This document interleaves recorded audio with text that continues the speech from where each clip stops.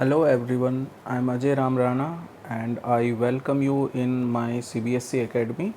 In today's session, we are going to discuss the first chapter of NCERT class 11th, that is sets. First question है exercise 1.1 का first question है which of the following are sets? Justify your answer. पहला collection हमें दिया हुआ है कि the collection of all the months of a year beginning with the letter J, right? So सबसे पहले तो हमें ये नोट करना पड़ेगा कि जो सेट है हमारा, सेट की डेफिनेशन क्या होती थी? सेट की डेफिनेशन ये होती थी कोई भी कलेक्शन ऑफ ऑब्जेक्ट जो वेल डिफाइन हो उसे हम उस कलेक्शन को हम सेट बोल देते थे, right? The collection of all well defined object is called the set, right? तो सबसे पहले यहाँ पे हमें देखना पड़ेगा कि ये जो कलेक्शन है हमारे, ये वेल डिफाइंड है या नहीं है। वेल डिफाइंड का मतलब ये है कि जो डेफिनेशन अराउंड द ग्लोब सबके लिए एक जैसी है उसे हम बोलेंगे वेल डिफाइंड, और जो पर्सन टू पर्सन वेरी करेगी डेफिनेशन वो वेल डिफाइंड नहीं होगा। तो बस हमें यही चेक करना है collection of object well defined है या नहीं है। यहाँ पे बोला गया है कि collection of all months of a year beginning with the letter J. तो जो जे लेटर से स्टार्ट होते हैं मंथ, उनका कलेक्शन हमें चेक करना है सेट है या नहीं है। हम सपोज कलेक्शन को एक्स मान लेते हैं और ये कलेक्शन में जे से स्टार्ट होने वाले जो फर्स्ट मंथ आएगा वो जनवरी आएगा, और सेकंड मंथ आएगा जून, थर्ड मंथ आएगा जुलाई, और कोई मंथ नहीं आएगा जे से स्टार्ट होने वाला, क्योंकि जनवरी, फरवरी, मार्च, अप्रैल, मई, जून, राइट? जून आ गया है हमारा, जुलाई, अगस्त, सितंबर, राइट? अक्टूबर, नवंबर, दिसंबर, राइट? तो जनवरी, जून एंड जुलाई ही तीन ऐसे मंथ है जो जे लेटर से स्टार्ट होते हैं, राइट? तो ये बोल रहा है कि ये जो कलेक्शन है ये सेट है या नहीं है। तो सेट होने के लिए हमें चेक करना पड़ेगा सबसे पहले कि ये वेल डिफाइन है या नहीं है, राइट? ये कलेक्शन वेल डिफाइन है या नहीं है। तो ऑब्वियसली ये वेल डिफाइन है। वेल डिफाइन क्यों वेल डिफाइन है?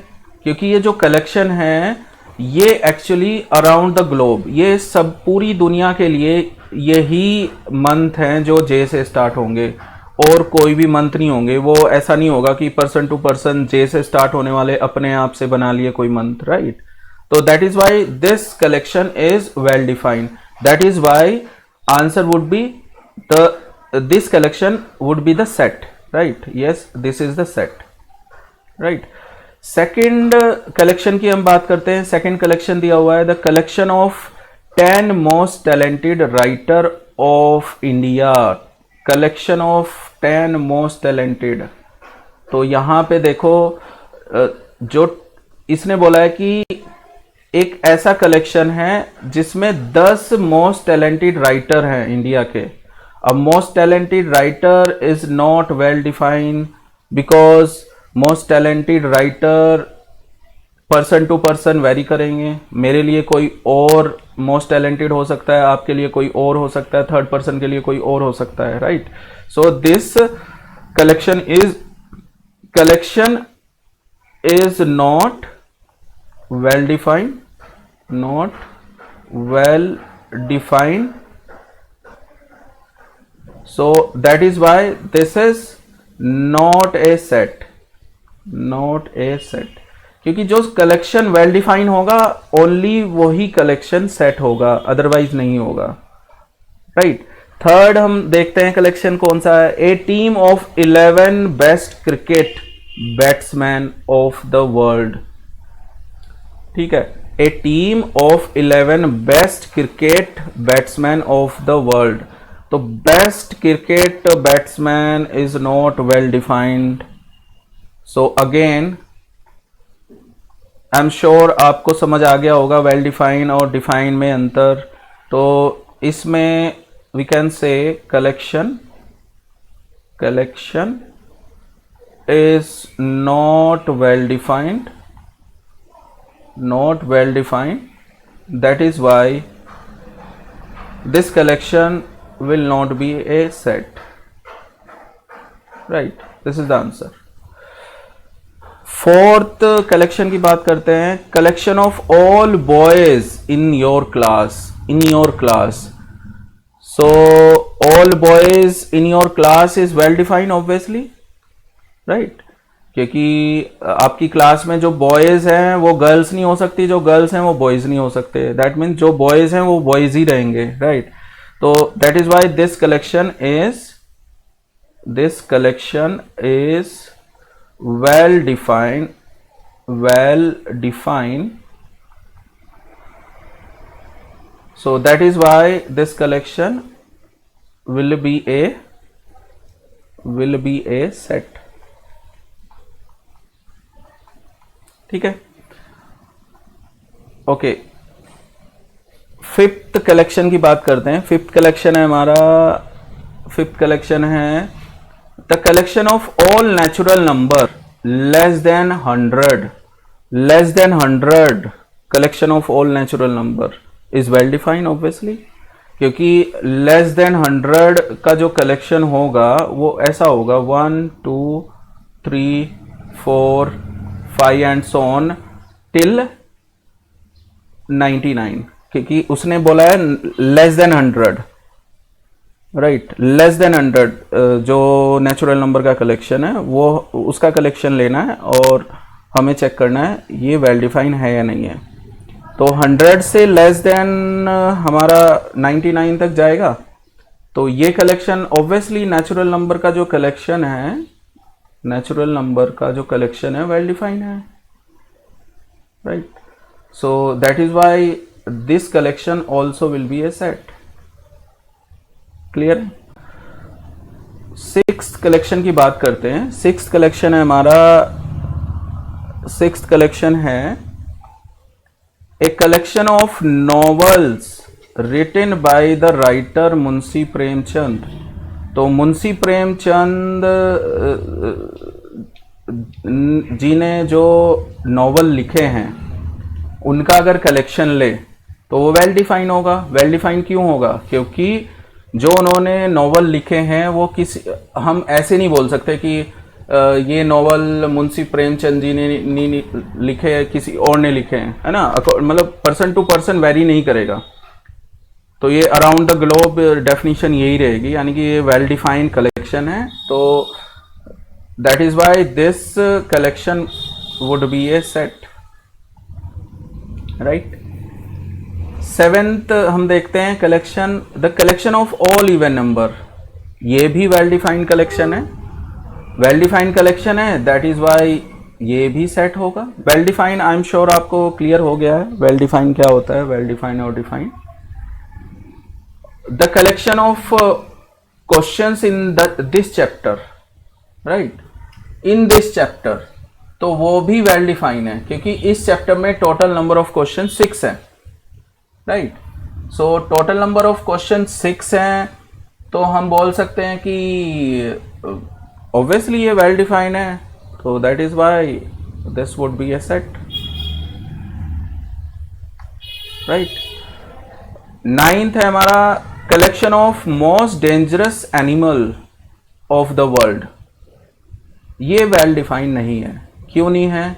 क्योंकि हम सबको डेंजरस एनिमल कौन कौन से लगते हैं वो पर्सन टू पर्सन वेरी करेगा, वो अराउंड द ग्लोब यूनिक नहीं होंगे. तो that is why this collection will not be the well defined collection. तो ये हमारा हो जाएगा not a set, not a set. I am sure ये फर्स्ट क्वेश्चन आपका क्लियर है. ओके, सो चलिए नेक्स्ट क्वेश्चन पे चलते हैं. नेक्स्ट क्वेश्चन है हमारा second question, right. Second question ये बोल रहा है कि let A equal to this collection, right. इस कलेक्शन में क्या क्या दिया हुआ है? 1 2 3 4 5 6, right. Insert the appropriate symbol एक ये सिंबल दिया हुआ है, एक ये सिंबल दिया हुआ है। इस सिंबल को बोलते हैं हम belongs to, belongs to, excuse me. इस सिंबल को बोलते हैं does not belong, does not belong, right. So इसका मतलब पहले समझ लेते हैं। अगर कोई एलिमेंट इस कलेक्शन के अंदर होगा तो हम वो बोलेंगे कि this element belongs to this collection. Mathematically denote करेंगे। सपोज मैं अगर मैं ये बोलूं कि for this four belongs to this A collection, right, तो हम इसे मैथमेटिकली ऐसे लिखेंगे four belongs to A, right.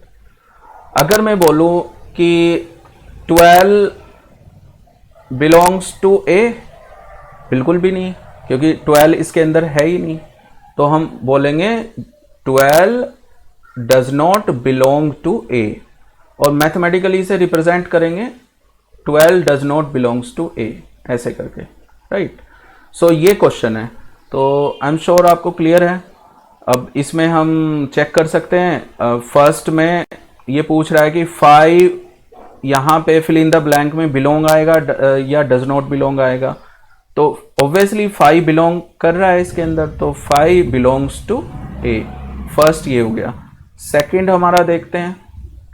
Second है हमारा 8 बिलोंग्स टू ए और नॉट, तो ऑब्वियसली 8 इसके अंदर बिलोंग नहीं कर रहा है, तो मैथमेटिकली हम लिखेंगे 8 does not belongs to A, right. Third हम देख लेते हैं। थर्ड है हमारा 0 बिलोंग्स टू ए और नॉट, तो ऑब्वियसली इसके अंदर ए के अंदर 0 नहीं है, तो दैट मीन्स मैथमेटिकली हम लिखेंगे 0 does not belongs to A. Fourth हम देख लेते हैं। फोर्थ है हमारा 4 बिलोंग्स टू ए और नॉट, ऑब्वियसली 4 बिलोंग कर रहा है क्योंकि 4 इसके अंदर है, और मैथमेटिकली हम लिख सकते हैं कि 4 belongs to A. Similarly question 5 है हमारा जो 2 बिलोंग्स टू ए और नॉट, ऑब्वियसली 2 बिलोंग कर रहा है इसके अंदर, तो मैथमेटिकली लिखेंगे हम 2 बिलोंग्स टू ए, राइट। और लास्ट पार्ट है हमारा 10 बिलोंग्स टू ए और नॉट, ऑब्वियसली 10 इसके अंदर नहीं है, तो हम लिखेंगे mathematically 10 does not belongs to A, right. So I am sure ये सारे पार्ट आपको क्लियर हो चुके हैं, है ना। तो फर्स्ट का हम बोल सकते हैं 5 बिलोंग्स टू ए, सेकेंड का 8 does not belongs to A, right, 8 does not belong to A, 0 does not belong to A, 4 belongs to A, 2 belongs to A, and sixth one is 10 does not belong to A, right. So ये हमारे final answer हो जाएंगे, right. So I am sure ये clear है आपको सबको। Third question पे चलते हैं। थर्ड क्वेश्चन है हमारा, थर्ड क्वेश्चन है right the following set in roster form. I am sure आप लोगों को रोस्टर फॉर्म आती है, राइट।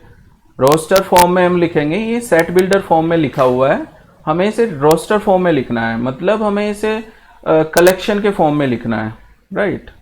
तो फर्स्ट वाला जो कलेक्शन है वो क्या है, collection of all X such that X is an integer and X lies between -3 to 7 where X can be -3 also, ठीक है।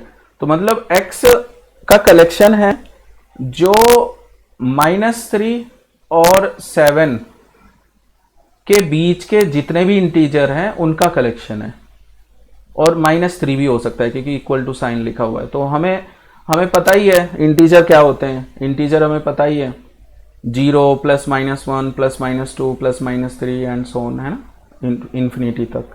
तो हम -3 और -3 से लेके <7 तक के जितने भी इंटीजर है वो लिख लेंगे।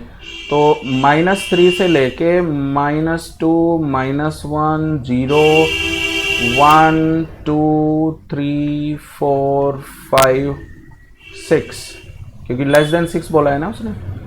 तो ये हमारा कलेक्शन होगा, और ये कलेक्शन ही एक्चुअली हमारी रोस्टर फॉर्म है। रोस्टर फॉर्म में लिखा हुआ है ये सेट, ठीक है।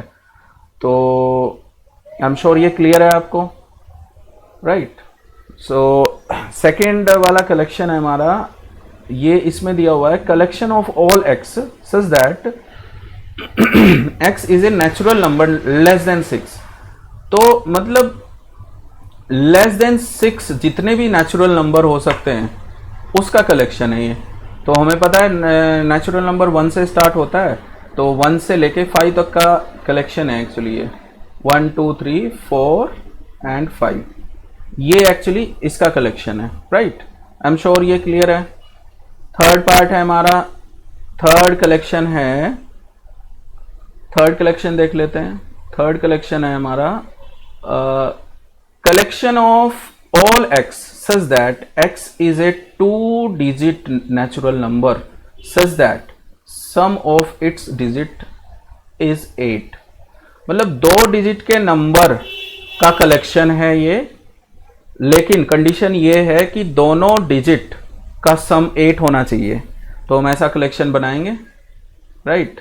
2 डिजिट का ऐसा कलेक्शन बनाएंगे जिन डिजिट का सम 8 हो। तो 1 से स्टार्ट करते हैं। अगर ये 1 है तो ये 7 होना चाहिए, क्योंकि 1 + 7 8 होना चाहिए, है ना। अगर ये 2 है तो 6 होना चाहिए, 3 है तो 5 होना चाहिए, 4 है तो 4 होना चाहिए, है ना। 5 है तो 3 होना चाहिए, 6 है तो 2 होना चाहिए, 7 है तो 1 होना चाहिए, 8 है तो 0 होना चाहिए, राइट। इससे आगे नहीं होंगे, क्योंकि अगर हम 9 से चेक करेंगे तो 9 वाला नहीं होगा, क्योंकि 9 0 भी लिखेंगे तो तब भी 9 उसका सम बैठ रहा है। और 17 26 35 44 53 62 71 एंड 80 ये इसके कलेक्शन में होंगे, राइट। ये रोस्टर फॉर्म में लिखा है हमने सी को। सिमिलरली डी लिखते हैं हम। डी है हमारा collection of all x such that x is a prime number which is divisor of 60। ठीक है, मतलब वो सारे x हैं इसके अंदर, और उसने बोल दिया है कि x प्राइम नंबर है which is a divisor of 60, मतलब जो 60 के डिवाइजर है। तो दैट मीन्स हमें ये चेक करने के लिए हमें 60 का प्राइम फैक्टराइजेशन करना पड़ेगा। तो 60 का प्राइम फैक्टराइजेशन जब आप करोगे तो ये आएगा 6 × 10 को लिखोगे आप 2 × 3 × 2 × 5। तो इसके जो फैक्टर आ रहे हैं वो आ रहे हैं 2 3 5, राइट। तो ऑब्वियसली ये प्राइम भी है, तो 2 3 5 इसका कलेक्शन है, ये बोल रहा है वो, ठीक है। क्योंकि इसने बोला है ना कि collection of all X such that x is a prime number which is a divisor of 60, यानी कि वो सारे प्राइम नंबर का कलेक्शन है जो 60 के डिवाइजर हो। तो 60 के 2 भी डिवाइजर है, 3 भी डिवाइजर है, ऑल्सो प्राइम नंबर भी है, 5 डिवाइजर है और प्राइम नंबर भी है, राइट। सो हमारा फोर्थ भी हुआ। फिफ्थ देखते हैं। फिफ्थ है द कलेक्शन ऑफ, मतलब the set of all letters in the word trigonometry. तो जब इसका हम कलेक्शन करेंगे, ई का जो हम कलेक्शन लिखेंगे, ये मैं जो कलेक्शन बोल रहा हूं ये एक्चुअली अगर सेट भी दिया हुआ है तो कलेक्शन बोल सकते हैं, राइट। तो इसने बोला हुआ है कि set of all letters in the word trigonometry. तो इसमें जो जो लेटर यूज हो रहे हैं उसका कलेक्शन हमें देखना है, रोस्टर फॉर्म में देना है सेट का फॉर्म। ये है TRIGONO,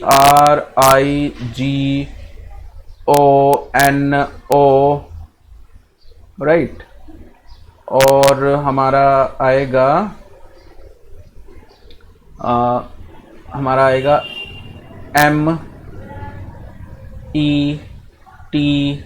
आर वाई, राइट। इनके बीच में कोमा लगा दो क्योंकि कलेक्शन है ना, तो separated by the coma.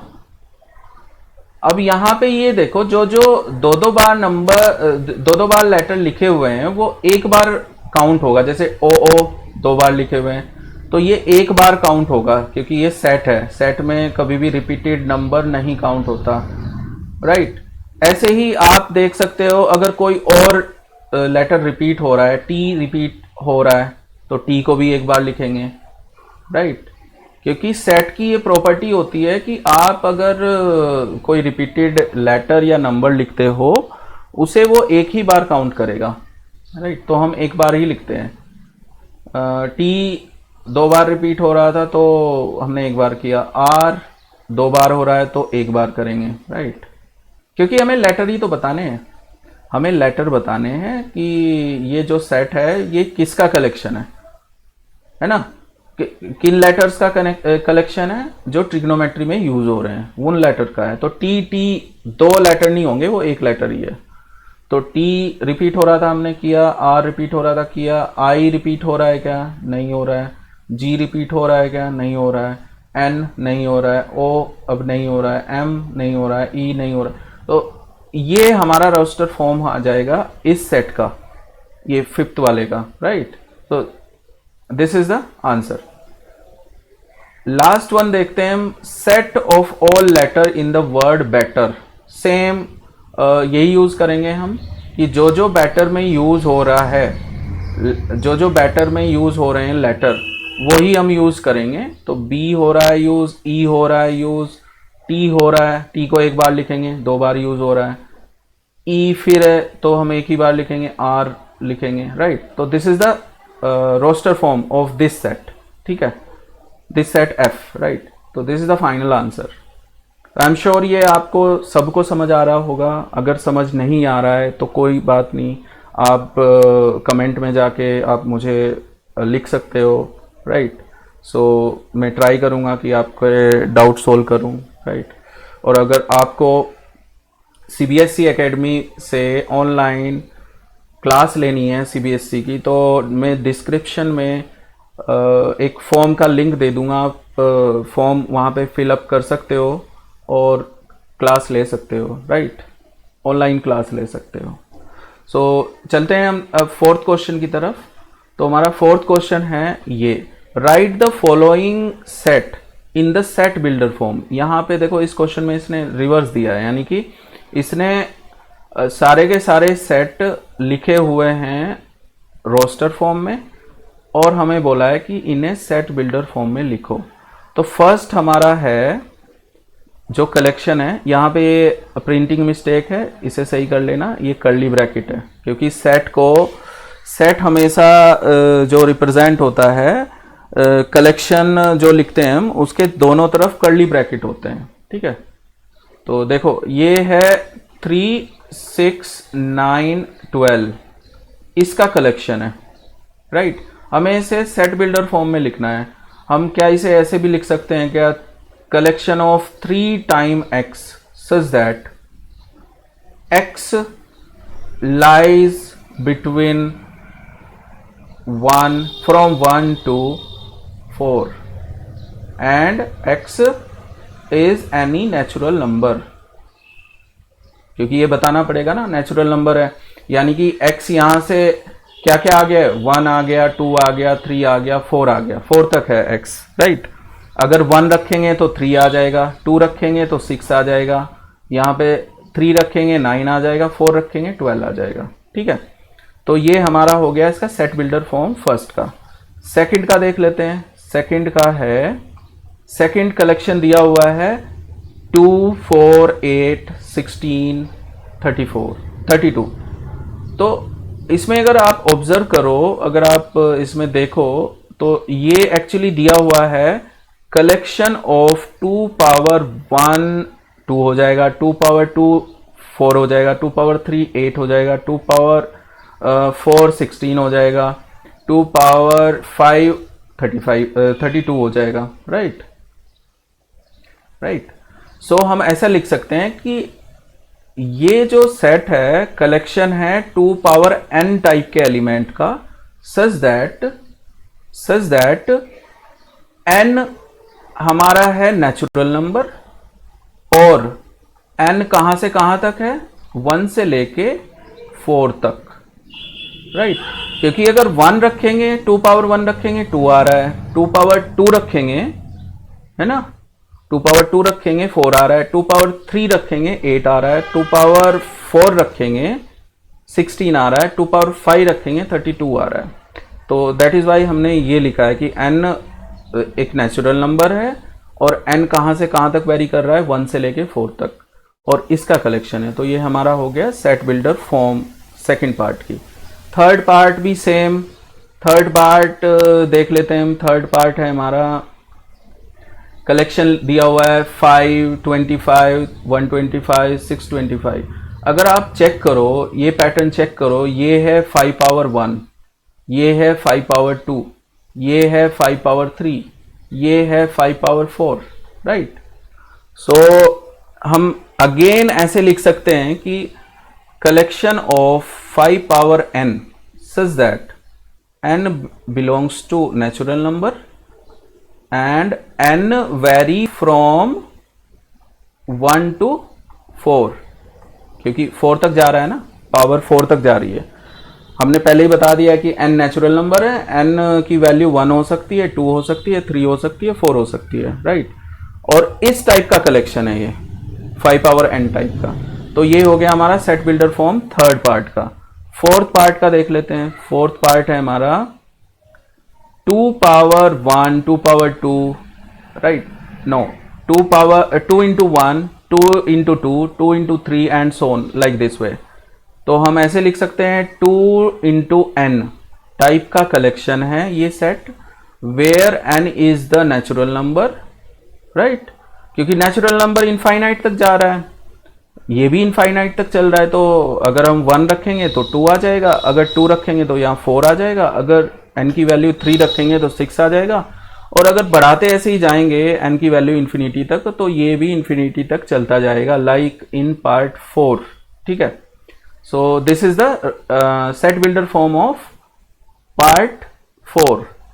Part 5 देख लेते हैं। पार्ट 5 में भी आपको अगर आपने ऑब्जर्व किया होगा, ये है ये क्या है, 1 पावर 2, 2 पावर 2, 3 पावर 2, 4 पावर 2, ये कहाँ तक जा रहा है, 10 पावर 2 तक।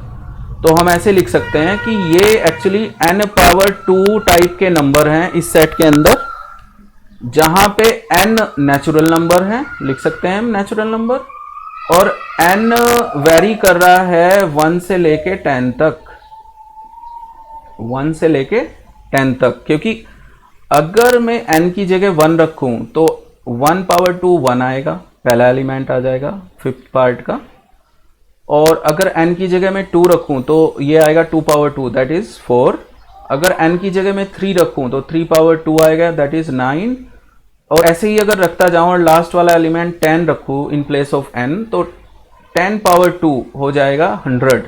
तो ये जो लास्ट नंबर है हमारा 100, right. So this is the set builder form of set 5, right, ठीक है। आई एम श्योर ये क्लियर है आपको सबको, सॉल्यूशन समझ आ रहा होगा, है ना। So okay, so next question पे चलते हैं। क्वेश्चन नंबर 5 है हमारा। क्वेश्चन नंबर 5 क्या बोल रहा है कि list all the elements of the following set, ठीक है। सारे एलिमेंट को लिस्ट करना है जो फॉलोइंग सेट में हो सकते हैं, राइट। तो देखते हैं, इसने एक्चुअली ये सेट बिल्डर फॉर्म में लिखा हुआ है, हमें रोस्टर फॉर्म में लिखना है ना। इसका मतलब ये है, इसने पहला बोला हुआ है कि collection of all x such that x is an odd natural number, odd natural number। तो कलेक्शन आप बना सकते हो ऐसे, आप कैसे बना सकते हो कलेक्शन? ऑड नेचुरल नंबर क्या क्या होते हैं, 1, 3, 5, 7 and so on like this वे, है ना। ऑड नेचुरल नंबर है ना, ऑड भी हैं, मतलब जो इवन नहीं है, राइट, ऑड भी हैं और नेचुरल नंबर भी हैं। और इसने बोला है कि वो सबका कलेक्शन है, तो इसलिए मैंने एंड सो ऑन लिखा है टिल इन्फिनिटी, राइट। ऐसे ही अगर b को हम देखें, b में बोला है कि collection of all x such that x is an integer, x integer है और x का ही कलेक्शन है, लेकिन x क्या कहाँ पे लाई कर रहा है, x कर रहा है लाई, अगर हम सेकंड की बात करें, सेकंड की मैं बात कर रहा हूं, x लाई कर रहा है -1/2 से -1/2 और 9/2 के बीच में। और अगर मैं इसे डेसिमल में कन्वर्ट करूं तो ये आएगा 0.5, 1/2 आएगा 0.5 और ये आएगा 4.5, राइट। सो हमें -0.5 और 4.5 के बीच के हमें देखने हैं कि इंटीजर कौन कौन से होंगे। चेक कर लेते हैं। हमें पता है 0 से लेफ्ट साइड में -1 होता है, -2 होता है, -3 होता है and so on till infinity, और इधर होता है पॉजिटिव साइड में 1 2 3 4 and so on till infinity, right. So हमें ये देखना है 0.5 कहाँ पे बैठेगा, -0.5 लगभग यहाँ पे बैठेगा, राइट, और 4.5 लगभग यहाँ पे बैठेगा। तो इस बीच में हमें ये चेक करना है कि इस बीच में कौन कौन से हमारे इंटीजर हमें मिल रहे हैं, राइट। तो हमें ऑब्वियसली हमें कौन कौन से मिल रहे हैं, 0 मिल रहा है, 1 मिल रहा है, 2 मिल रहा है, 3 मिल रहा है एंड 4 मिल रहा है, राइट। तो हम लिख देंगे यहाँ पे 0 1 2 3 एंड 4। क्लियर है? क्योंकि इसने बोला था कि सारे x का कलेक्शन है, ये सारे x का कलेक्शन है, लेकिन x क्या है, -1/2 और 9/2 के बीच में लाई कर रहा है और वो इंटीजर है, राइट। तो हमने देख लिया कि इंटीजर इसके बीच में क्या आएंगे, राइट। तो ओके, सो सेकंड भी हो गया। थर्ड देखते हैं। थर्ड है हमारा कि collection of all x such that x is an integer और x square less than equal to 4। मतलब हमें वो सारे नंबर, वो सारे इंटीजर का कलेक्शन लेना है जो x स्क्वायर करने पे, यानी कि उनका स्क्वायर करने पे लेस देन और इक्वल टू 4 आए, राइट। तो अगर मैं ये ऐसे लिखूं, अगर जीरो भी इंटीजर है ना, तो अगर 0 में लूं, उसका स्क्वायर करूं तो भी लेस देन इक्वल टू 4 आएगा। अगर मैं 1 लूं और उसका स्क्वायर करूं, वो भी 4 से लेस देन आएगा। अगर -1 लूं और उसका स्क्वायर करूं तो भी ये लेस देन 1 आएगा, लेस देन 4 आएगा। और अगर मैं 2 लूं, 2 का स्क्वायर करूं, 4 आएगा, 4 इक्वल टू 4 आ रहा है। -2 लूं, उसका स्क्वायर करूं तो भी 4 आ रहा है, राइट। तो दैट मीन्स ये इसके कलेक्शन में होंगे, राइट। आप इसके अलावा कोई भी इंटीजर अगर चूज करोगे तो उसका स्क्वायर करने के बाद लेस देन और इक्वल टू 4 नहीं आएगा, एक्सेप्ट दीज, ठीक है। मतलब हमने 0 को चेक किया, हमने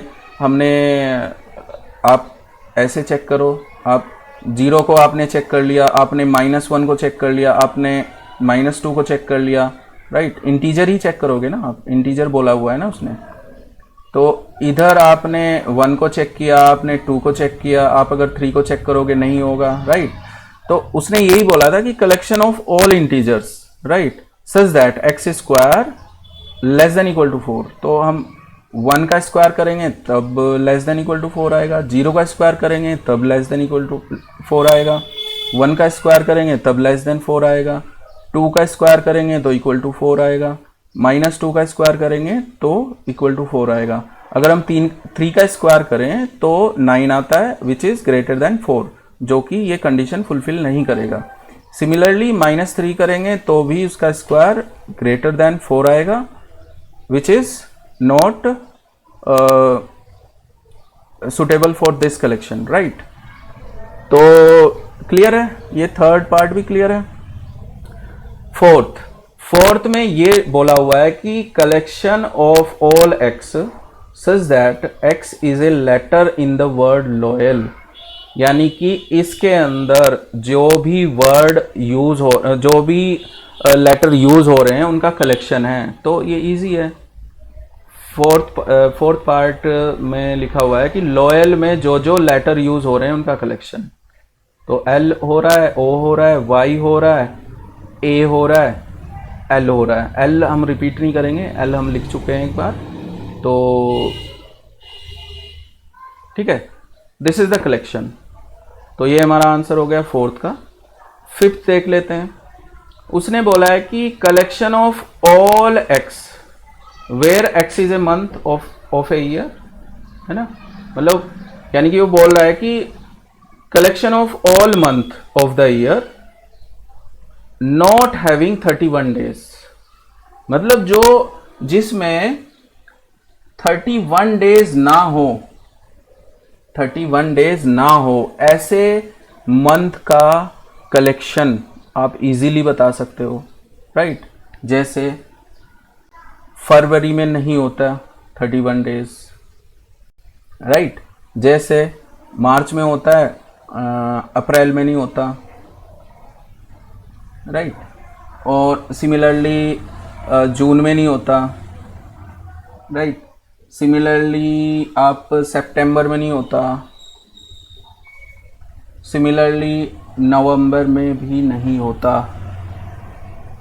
तो आप ऐसे करके चेक कर सकते हो, जिसमें आप का 31 डेज ना हो मंथ में, उसका कलेक्शन हमें बताना है। तो आप चेक कर सकते हो, फरवरी में नहीं होता, अप्रैल में नहीं होता, जनवरी में, जून में नहीं होता, सितंबर में नहीं होता, एंड नवंबर में नहीं होता, राइट। सो आई होप यहाँ तक क्लियर है आपको, राइट। सिक्स्थ वन पे चलते हैं। इसमें बोला गया है कि collection of all X where X is a consonant, right. I hope आपको कॉन्सोनेंट पता होंगे, है ना। वोवल्स पता हैं तो कॉन्सोनेंट भी पता होंगे। वोवल्स होते हैं 5, A E I O U, right. A E I O U के अलावा जितने भी हमारे लेटर होते हैं वो कॉन्सोनेंट होते हैं इंग्लिश अल्फ़ाबेट में। इसने बोला है collection of all such consonant which precedes K, मतलब जो के से पहले आएंगे हमारे कॉन्सोनेंट, वो हमें बताने हैं, राइट। वो हमें बताने हैं। तो कौन कौन से हो सकते हैं? अगर हम एफ को लिखें तो ये कौन कौन से हो सकते हैं? ये होंगे हमारे, ए तो हो नहीं सकता क्योंकि हमें ए नहीं लिखना, ई नहीं लिखना, और आई नहीं लिखना, ओ नहीं लिखना, और यू नहीं लिखना, क्योंकि ये हमारे वोवल्स हैं, राइट। हालांकि इसमें यू तो बाद में आता है, लेकिन हमें अगर ये कंडीशन फुलफिल हो रही है, प्रीसीड्स के, ऐसा हो रहा है, तो हमें नहीं लिखना। तो ए नहीं लिखना, हमें बी लिखना है, राइट। जो के से पहले आएंगे, राइट, इसका मतलब ये है के से जो पहले आएंगे, बी है, सी है, डी है, ई नहीं है, एफ है, राइट, जी है, एच है, राइट, आई नहीं है, जे है, और उसके बाद तो के आता ही है। तो प्रीसीड्स बोला है, प्रीसीड्स के, तो हमें के को इन्वॉल्व नहीं करना है, राइट। तो ये हो गया B, C, D, F, G, H and J, right. So ये हो गया हमारा सिक्स्थ का आंसर, राइट। आई होप ये सॉल्यूशन आपको समझ आ रहे होंगे। एनसीईआरटी के सॉल्यूशन है, फर्स्ट चैप्टर के फर्स्ट एक्सरसाइज के सॉल्यूशन, राइट। और इस एक्सरसाइज के लास्ट क्वेश्चन पे चलते हैं, क्योंकि इसमें टोटल नंबर ऑफ क्वेश्चन 6 है। तो ये लास्ट क्वेश्चन है इस एक्सरसाइज का, राइट। और चलते हैं फर्स्ट ये देखते हैं। Match each of the set on the left in the roster form with the same set on the right described in the set builder form. मतलब इसने ये बोला है कि लेफ्ट साइड में जितने भी दिए हुए हैं ये हमारे रोस्टर फॉर्म में लिखे हुए हैं, और ये सेम सेट इधर भी लिखे हुए हैं, ये लेकिन लिखे हुए हैं सेट बिल्डर फॉर्म में। हमें बस ये मैच करना है कि किसके इक्वल क्या है, राइट। किसके इक्वल क्या होगा ये हमें मैच करना है, राइट। सो सबसे पहले तो देख लेते हैं कि और राइट साइड में जितने भी सेट दिए हुए हैं वो सेट बिल्डर फॉर्म में दे रखे हैं और हमें मैच करना है।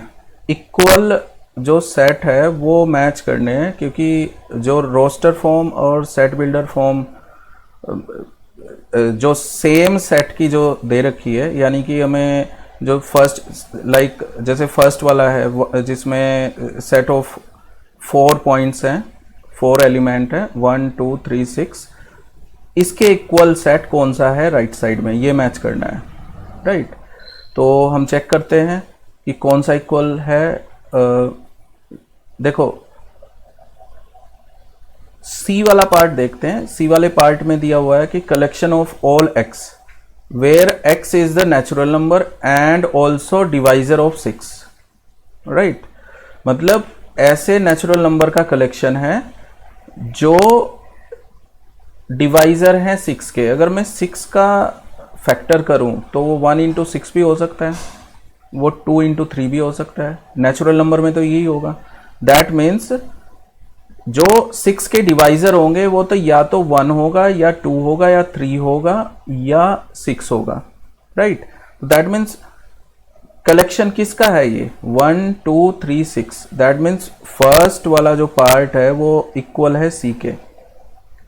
सिमिलरली सेकंड वाला देखते हैं। सेकंड वाले सेट में है 2 एलिमेंट 2 और 3। राइट साइड में देखते हैं इसके इक्वल सेट कौन सा होगा, राइट। तो ये है, अगर हम देखें ए को, ए में लिखा हुआ है collection of all X such that X is A prime number and also a divisor of 6, ठीक है। यानी कि 6 के जो डिवाइजर हैं प्राइम नंबर होने चाहिए, उसका कलेक्शन है। तो 6 के डिवाइजर कौन कौन से प्राइम नंबर हो सकते हैं? अगर मैं प्राइम फैक्टराइजेशन करूं इसका तो 1 इंटू 2 इंटू 3 होगा। तो दैट मीन्स या तो इसके जो डिवाइजर होंगे 1 होगा या 2 होगा या 3 होगा, राइट। तो 1 तो प्राइम नंबर नहीं है, 2 और 3 प्राइम नंबर है। दैट मीन्स सेकेंड इक्वल है ए के, मैच ही तो करना है हमें। सिमिलरली थर्ड वाला देखते हैं कि collection of M A T H E I C S, ये लेटर्स हैं, इनका कलेक्शन है। तो अगर हम डी में देखें, डी में किस चीज़ का कलेक्शन है? लेटर्स का कलेक्शन है जो इस वर्ड में यूज़ हुए हैं, मैथमेटिक्स वर्ड में जो यूज़ हुए हैं। तो अगर हम देखें तो लेटर यही यूज़ हुए हैं, राइट। तो दैट मीन्स थर्ड का डी हो जाएगा। फोर्थ पे आते हैं। फोर्थ ऑब्वियसली बी ही होगा। अगर हम क्रॉस चेक करें तो देख लेते हैं collection of all X such that X is N odd natural number. Odd natural number मतलब ऑड भी है, नेचुरल नंबर भी है और लेस देन 10 भी है। तो ऑड नेचुरल नंबर क्या क्या होंगे? 1 3 5 7 9 11 13, है ना। और जो लेस देन 10 है, लेस देन 10 क्या है? 1 3 5 7 9। That means fourth will be equal to the B, right? So like this way we can do all the question, right? I hope ये सारे क्वेश्चन आपको क्लियर हुए होंगे, right? अगर क्लियर नहीं हुए, कुछ भी कंफ्यूजन है तो you can write your confusion in the comment section, okay? और बाकी नेक्स्ट एक्सरसाइज करने के लिए हम लोग नेक्स्ट सेशन में चलेंगे, नेक्स्ट वीडियो में, राइट। तब तक के लिए take care and bye. Thank you for watching.